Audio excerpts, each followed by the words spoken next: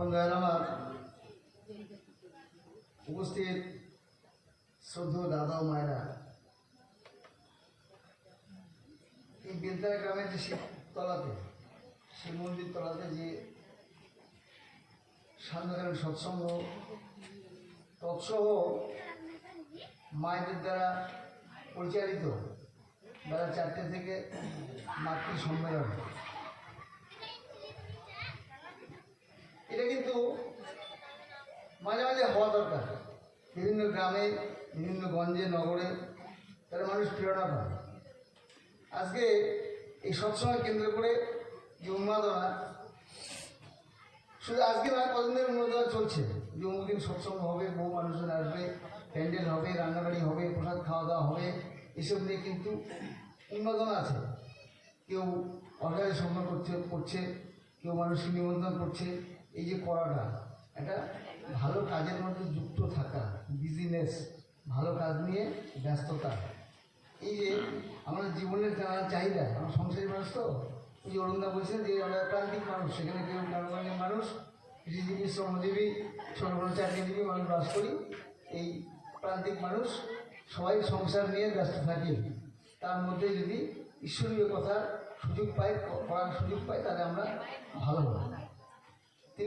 তিনি বলেন যে পুরুষোত্তম ঠাকুর ভগবান, তিনি পুরুষোত্তম।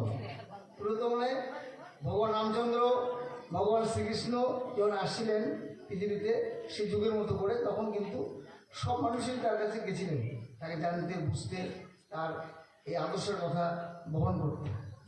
আমরা যারা উপস্থিত আছি তারা হয়তো আমরা ওই যুগেও সেই সময় ছিলাম, রামায়ণের যুগে, মহাভারতের যুগে, না এই যুগে আবার এই পুরুষোত্তমের যুগে আমরা এলাম কেন?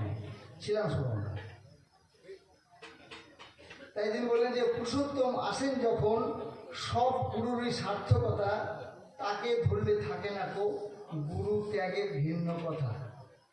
কাজেই যখন পুরুষোত্তম আসেন তখন সবাই মিলে তার কাছে গিয়ে তাকে ধরতে হয়। তিনি যুগোপযোগী তো, তিনি যুগের প্রয়োজনে আসেন।